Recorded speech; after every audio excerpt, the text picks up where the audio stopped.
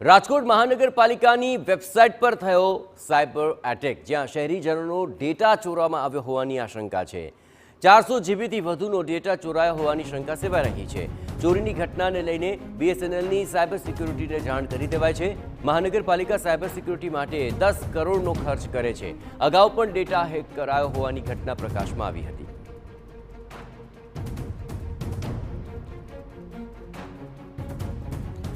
વધુ વિગતે વાત કરવા માટે જોડાઈ રહ્યા છે રાજકોટથી સંવાદદાતા મોહિત ભટ્ટ। મોહિત, આખરે ફરી એકવાર સાયબર એટેક થયો છે, પરંતુ આ તમામ મામલે ચૂક ક્યાં રહી ગઈ છે તેને લઈને કોઈ તપાસ? ગત મહિનાની વાત છે કે જ્યારે જે દેશમાં ઓપરેશન સિંદૂર છે તે ચાલી રહ્યું હતું, તે દરમિયાન જ રાજકોટ મહાનગરપાલિકાની આ જે ઓફિશિયલ સાઇટ છે તેના પર સાયબર એટેક થયોની પ્રાથમિક વિગત છે તે સામે આવી છે।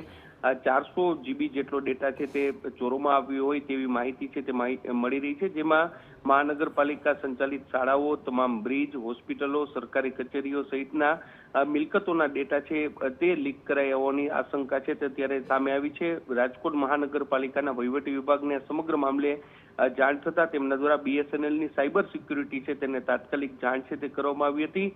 સાયબર સિક્યુરિટી દ્વારા જીઆઈએસ વેબસાઇટને આઇસોલેટ કરી અને સમગ્ર મામલે તપાસ છે તે શરૂ કરવામાં આવી છે। હાલમાં કયા પ્રકારની ચૂક થઈ છે અને કેટલો ડેટા છે તે ચોરવામાં આવ્યો છે કે કેમ તે અંગેની તપાસ છે તે સિક્યુરિટી એજન્સી છે તેમના દ્વારા કરવામાં આવી છે। આપને જણાવી દઉં કે અગાઉ પણ રાજકોટ મહાનગરપાલિકા સંચાલિત જે રાજકોટ રાજપથ લિમિટેડ બસ છે તેનો ડેટા હેક થયા હોવાની માહિતી છે તે સામે આવી હતી, ત્યારે બીજી વાર આ પ્રકારનો સાયબર એટેક છે તે સામે આવ્યો છે।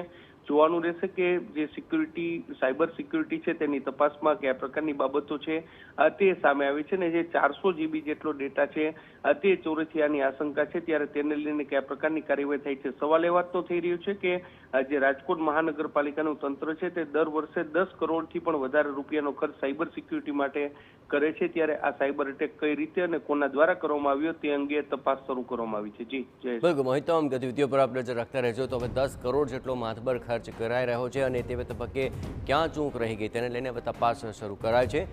ડેટા સામે આવ્યા બાદ વધુ ખુલાસો થઈ શકશે।